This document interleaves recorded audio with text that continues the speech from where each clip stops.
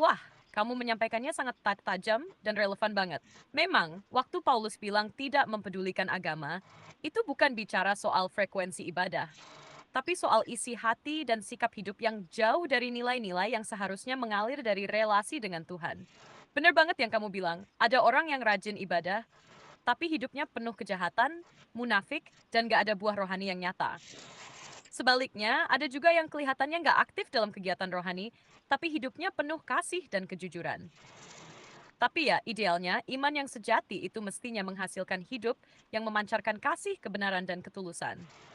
Kalau ibadah cuma jadi formalitas, datang, duduk, pulang, tanpa perubahan hidup, itu sama aja kayak yang Paulus bilang di ayat 5 tadi. Secara lahiriah menjalankan ibadah, tetapi memungkiri kekuatannya. Dan benar juga ketika firman Tuhan diabaikan, ya akhirnya muncullah kejahatan demi kejahatan. Karena manusia tanpa firman itu seperti kapal tanpa kompas, terombang-ambing gak tahu arah, dan gampang karam. Kamu sendiri ngerasa nggak sih bahwa sekarang banyak banget orang yang lebih tertarik sama ritual dan tampilan luar, tapi nggak sungguh-sungguh kenal isi hatinya Tuhan? Nah, itulah yang terjadi. Banyak orang Kristen yang kayak gitu sih, kayaknya rajin ke gereja dengan pakaian yang necis, pakaian yang bagus, gitu. Lihat penampilan luar aja dan masalah rajin itu ke gereja, sering datang ke gereja, tapi sikap hidupnya tidak eh, menghasilkan buah karakter hidup dari firman Tuhan itu.